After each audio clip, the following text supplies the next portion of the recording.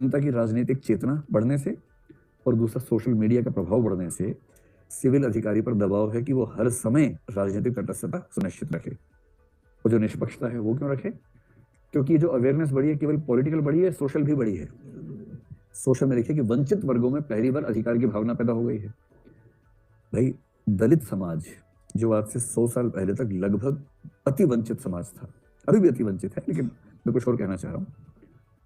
उस समाज में सबसे पहले ज्योतिबा फुले, सावित्रीबाई फुले ऐसे नेता कुछ हुए जो बहुत एग्रेसिव नहीं थे। 20th सेंचुरी की शुरुआत में तमिलनाडु की तरफ कुछ एग्रेशन दिखना शुरू होता है और महाराष्ट्र में अंबेडकर आ गए। तो एग्रेसिव पॉलिटिक्स, लेकिन अंबेडकर की सारी पॉलिटिक्स संविधान के दायरे में है। वो संविधान का उल्लंघन करने की बात नहीं करते हैं, संविधान के दायरे में है और संविधान ही लिखने के मूड में है।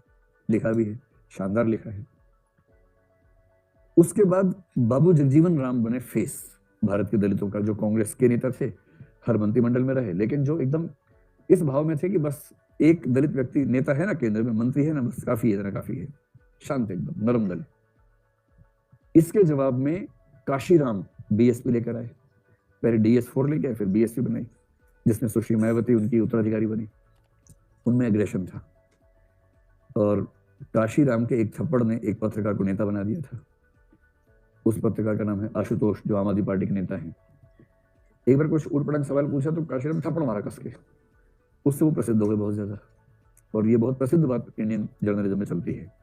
बहरहाल, मायावती में एग्रेशन है, लेकिन आप देखेंगे मायावती का एग्रेशन पिछले कुछ साल से नहीं के बराबर दिखेगा आपको।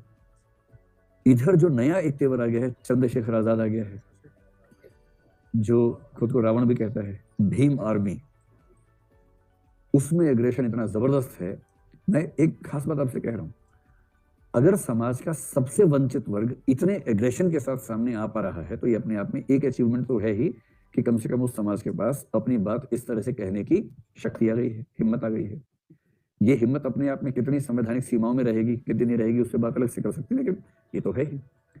और जिस समाज में वंचित वर्गों में इस तरह के तेवर हों, उस समाज में कोई सिविल सर्वेंट अगर किसी सामाजिक समूह के साथ ठीक बर्ताव नहीं करेगा तो वो सिविल सर्वेंट ठीक से चल पाएगा? ये चलना मुश्किल हो जाएगा, उसके लिए चलना मुश्किल हो जाएगा।